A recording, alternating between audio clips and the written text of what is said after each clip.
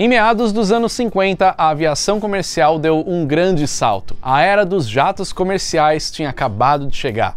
Mas quem eram esses aviões que desbravaram o início da aviação a jato?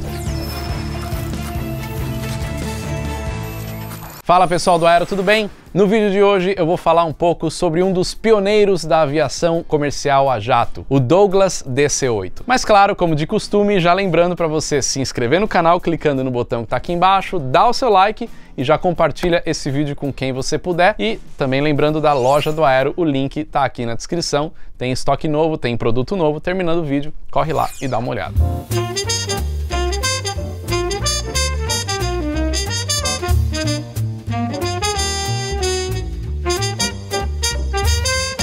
Nos anos 40, os motores a jato já estavam em operação. Durante a Segunda Guerra Mundial, já existiam aviões com essa nova tecnologia de propulsão, como é o caso do alemão Messerschmitt Me-262, e também o americano Lockheed P-80 Shooting Star. Quando a Segunda Guerra Mundial acabou, essa tecnologia já estava disponível para a aviação civil. Mas os novos aviões comerciais com motores a jato não começaram a surgir logo depois do fim da Segunda Guerra Mundial. Demoraram alguns anos. Nessa época, os aviões que atendiam os passageiros na aviação comercial eram movidos por motores radiais, motores a pistão que consumiam muito combustível e já não tinha mais tanta eficiência para esse novo momento da aviação. Só que é interessante dizer que a aviação não partiu direto dos motores a pistão para os motores a jato. Nesse meio do caminho teve um outro motor, o turbohélice. O turbohélice basicamente unia as vantagens de um motor a jato com as vantagens da hélice. Então eram motores mais potentes, que consumiam menos combustível em relação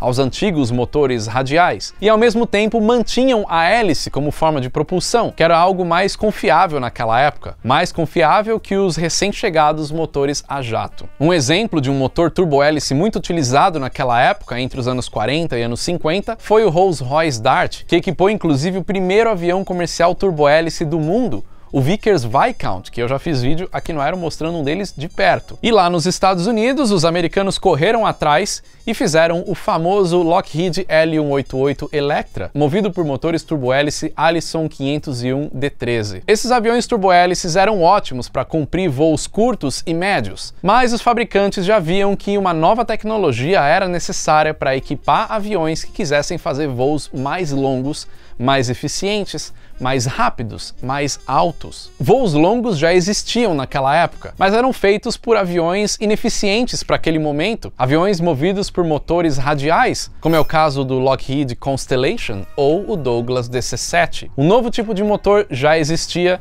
e era a hora dele fazer parte da aviação comercial, o motor a jato. O primeiro avião comercial com motor a jato foi o de Havilland Comet, que acabou sendo um desastre na aviação comercial, então ele não durou muito tempo. No início dos anos 50, a Douglas e a Boeing se preparavam para atender a aviação militar dos Estados Unidos. As duas empresas começavam a desenvolver projetos para um novo avião tanque, para abastecer aviões caça, porque os aviões tanque daquela época já não tinham mais capacidade, eles precisavam de aviões mais rápidos para atender aqueles caças a jato. Foi exatamente por isso que a Boeing veio com o projeto do Boeing 367-80, que viria a ser o Boeing 707 na versão civil e o KC-135 na versão militar, para ser um avião de abastecimento em voo. A Douglas também fazia parte desse início e eles começaram a desenvolver um projeto para atender a Força Aérea dos Estados Unidos. Só que a Boeing já sabia exatamente o que a Força Aérea Americana precisava, e quando os projetos foram apresentados, a Boeing ganhou a concorrência. Por parte da Douglas, esse projeto para atender a Força Aérea dos Estados Unidos tinha o projeto que viria a ser o DC-8. A verdade é que a Douglas estava muito presente no mercado de aviação civil já desde os anos 30, quando eles apresentaram o famoso Douglas DC-3. Esse avião foi feito em grande escala, foi um grande sucesso dos anos 30. Durante a Segunda Guerra Mundial, eles fizeram a versão militar, o C-47. Quando a Segunda Guerra Mundial acabou, ele voltou a ser DC-3. Muitos C-47 foram convertidos para atender a aviação civil como o DC-3. Durante a Segunda Guerra Mundial, a Douglas trouxe o DC-4 e ainda a sua versão militar, o C-54 Skymaster. Depois da Segunda Guerra vieram o DC-6 e também o DC-7, todos esses aviões movidos por motores radiais. A verdade é que a Boeing ainda era um player pequeno para a aviação civil. Eles estavam muito focados na aviação militar, mas com esse novo avião, que viria a ser o Boeing 707, esse jogo poderia mudar.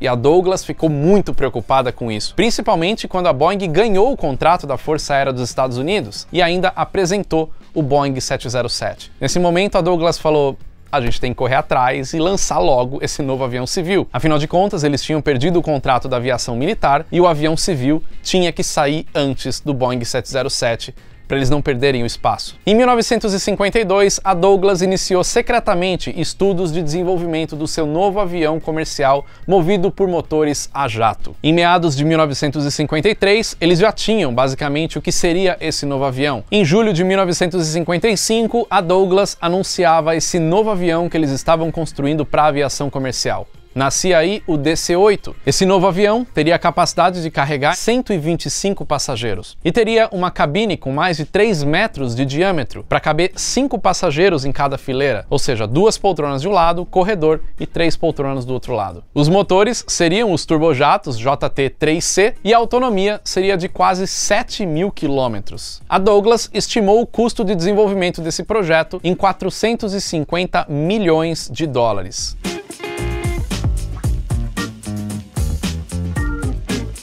No começo, 4 versões do DC-8 foram oferecidas pela Douglas, todas mantendo o mesmo tamanho de fuselagem, pouco mais de 45 metros de comprimento e uma envergadura de 43 metros. Mas as versões variavam em potência de motores, porque variava também o peso máximo de decolagem, entre 109 e 118 toneladas. No cockpit, 3 tripulantes, um piloto, um copiloto e um engenheiro de voo. Esses 3 tripulantes já eram uma característica da época, só que uma inovação, porque aviões até então, muitos deles utilizavam 4 ou até 5 tripulantes, porque ia mais o navegador e também o operador de rádio. Uma característica marcante do DC-8, inclusive uma forma fácil de você diferenciar esse avião do Boeing 707, são as entradas de ar no nariz. Bem no nariz tem 2 entradas ali que alimentam as packs de ar-condicionado, diferente de outros aviões que essas entradas de ar são ou na fuselagem ou do próprio motor. O planejamento da Douglas era fazer o primeiro voo do DC-8 em dezembro de 1957,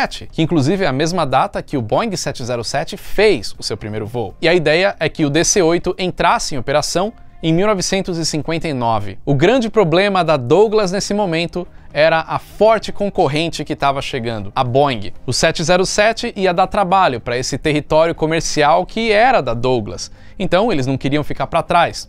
Logo, como eles já estavam para trás, eles investiram pesado em marketing para promover esse novo avião. Mas o negócio começou a ficar mais viável para Douglas a partir de outubro de 1955, quando a Pan Am, uma das principais companhias aéreas do mundo naquela época, fez o pedido do Boeing 707, 20 unidades, mas ao mesmo tempo surpreendeu todo o mercado, fazendo o pedido de 25 unidades do Douglas DC-8. Esse pedido da Pan Am viabilizou a produção desse avião pela Douglas. Mas apesar de toda a correria para tentar colocar esse avião em operação em tempo, a Douglas acabou atrasando um pouco. O avião foi apresentado em Long Beach, na Califórnia, em abril de 1958, já com atraso, e o primeiro voo foi feito em maio do mesmo ano. A primeira versão construída do DC-8 foi a Série 10, que inclusive foi utilizada no processo de homologação desse avião. Mas, como tudo que é feito às pressas, não tem como dar 100% certo. Naquele momento, a Boeing já estava entregando seus primeiros Boeing 707 e a Douglas começou a correr mais atrás para entregar logo seus aviões para os clientes. Para correr com o processo de homologação no FAA, o órgão regulador dos Estados Unidos, a Douglas construiu 10 unidades do DC-8 para fazer os testes. E aí, durante esses testes, muitos problemas foram encontrados e muitas coisas precisaram ser arrumadas, como por exemplo os freios do trem de pouso principal,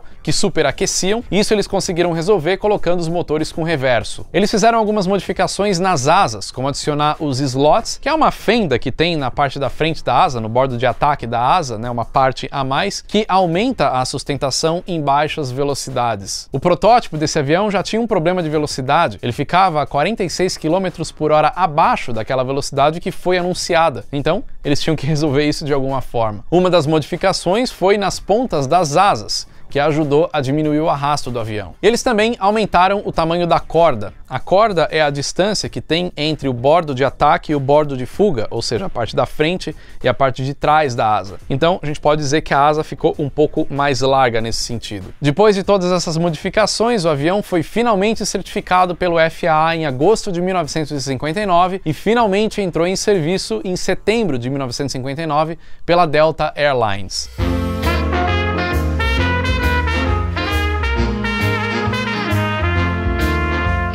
Como nas primeiras séries a fuselagem do DC-8 era exatamente a mesma, porque essa era uma condição que a Douglas adotou no desenvolvimento desse avião, as séries 10, 20 e 30 carregavam a mesma quantidade de passageiros, em torno de 177. Mas a série 10 tinha uma autonomia menor, por volta de 7.000 km. Já a série 30 tinha uma autonomia de quase 7.500 km. Com todas as modificações que eles fizeram na fase de teste dos protótipos, o avião acabou ficando muito bem construído, chegando a uma velocidade de Mach 82, ou 82% da velocidade do som, que dá mais ou menos aí 890 a 900 km por hora. Mas ao longo do tempo a Douglas viu que manter a mesma fuselagem para esse avião não seria uma boa ideia, então nas versões que viriam posteriormente, a fuselagem foi modificada, as asas também, e trocaram os motores. Ao todo foram construídas 8 séries do DC-8. A série 10, a primeira de todas, foi feita para voos domésticos. Depois veio a série 20, que teve motores mais potentes. Depois, a série 30, para voos internacionais. A série 40 era basicamente a mesma coisa que a série 30, mas com novos motores. Motores turbofan Rolls-Royce, que emitiam menos ruído e faziam menos fumaça. Só que isso, para as companhias aéreas americanas, não foi uma boa ideia, porque essas empresas se recusavam a comprar aviões que tinham peças de fora. Então, a Douglas, para resolver esse problema, veio com a série 50, que aí sim, motores turbofan JT3D, que era o mesmo que equipava o Boeing 707. Em 1965, a Douglas anunciou uma nova versão desse avião, que daria uma sobrevida para ele. Esse era o DC-8 Super 60s, ou Super 60, que era a série 60. A série 60 acabou salvando o programa do DC-8, porque eles finalmente mudaram a fuselagem, colocando uma fuselagem mais alongada nessa nova versão. E eles fabricaram essa versão até o final da produção do DC-8, em 1972. O DC-8 série 60, com essa fuselagem alongada, já podia carregar 269 passageiros. O DC-8, inclusive, foi o avião que carregava mais passageiros nessa época, mais até do que o Boeing 707, e isso foi assim até o Boeing 747 chegar e entrar em operação no início de 1970. Essa série 60 tinha algumas variações, a 61, 62 e a 63. Elas eram muito parecidas, mas a 62 tinha uma fuselagem um pouco mais curta, e todas elas eram capazes de fazer voos de longas distâncias. Ao todo foram construídas 556 unidades do DC-8. Depois da série 60, ainda veio a série 70, que basicamente era o mesmo avião, mas com a substituição dos motores. Saíam os motores antigos JT3D e entravam os novos motores com alta razão de bypass, o CFM56, que é exatamente o mesmo motor que equipa o Boeing 737. Esses motores eram mais eficientes, consumiam menos combustível e faziam menos barulho. Isso era uma questão muito importante já naquele momento, em meados dos anos 70. O avião era exatamente o mesmo, mantendo o peso máximo de decolagem, mas com essa troca de motores, o CFM era mais pesado, eles precisaram diminuir a carga útil para manter o peso máximo de decolagem. Essa nova versão foi certificada em 1982 e ao todo 111 unidades da série 60 foram convertidas para a série 70 com esses novos motores turbofan. A Douglas precisou fazer essa alteração de motores no DC-8 porque esse avião não atendia mais às exigências de grandes aeroportos, como aeroportos de Nova York e outras grandes cidades dos Estados Unidos. Acontece que nesses aeroportos aviões muito ruidosos já não eram bem-vindos. A população em volta já reclamava muito do ruído, então novas legislações foram impostas e aí o DC-8 não atendia mais. Depois da solução do ruído com os novos motores, outros problemas acabaram impactando o DC-8, como a obsolescência. Acontece que já existiam outras opções na época mais econômicas e mais eficientes, capazes de carregar mais passageiros, como é o caso do Boeing 747. Aos poucos, o DC-8 foi perdendo espaço, mas com tanta modificação que ele sofreu ao longo do seu desenvolvimento, ele foi ganhando uma sobrevida, até chegar a operar como um avião cargueiro, e até hoje existem DC-8s voando pelo mundo. O DC-8 tem muita história e também bateu alguns recordes, e um deles foi de velocidade.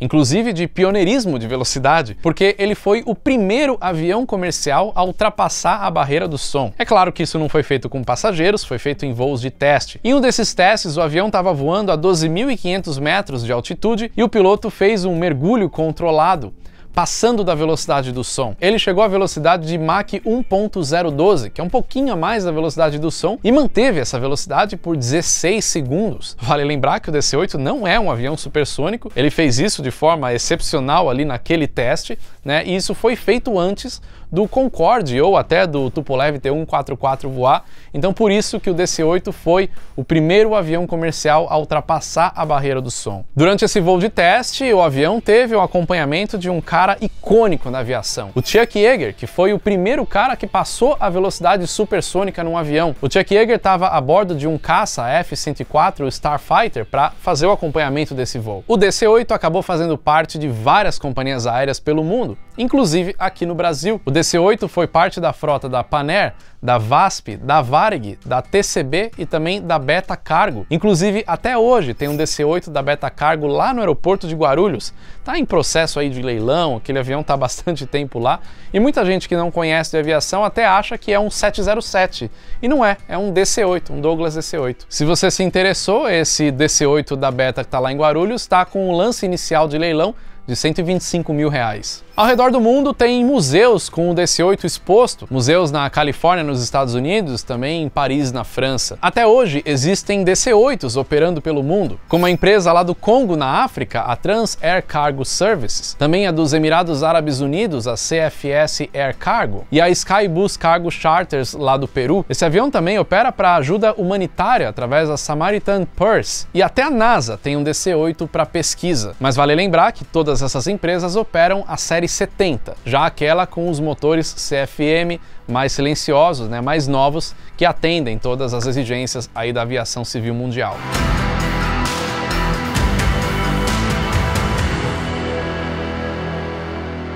Então é isso, essa é a história do grande concorrente do Boeing 707, o Douglas DC-8. Espero que você tenha gostado do vídeo. Se você quiser acrescentar alguma coisa, não esquece de escrever aí embaixo nos comentários. Eu falei lá no começo, né, para você se inscrever no canal. Se você não fez isso até agora, eu peço para você já se inscrever aqui no canal, isso ajuda bastante a gente. Vai fazer essa comunidade de apaixonados por aviação crescer ainda mais. E se você der o seu like, o YouTube vai recomendar esse vídeo para mais pessoas também saberem a história desse avião incrível aí, beleza? Não esquece, agora que acabou, link tá na descrição da loja do Aero, clica lá e dá uma olhadinha. É isso aí, valeu e até o próximo vídeo.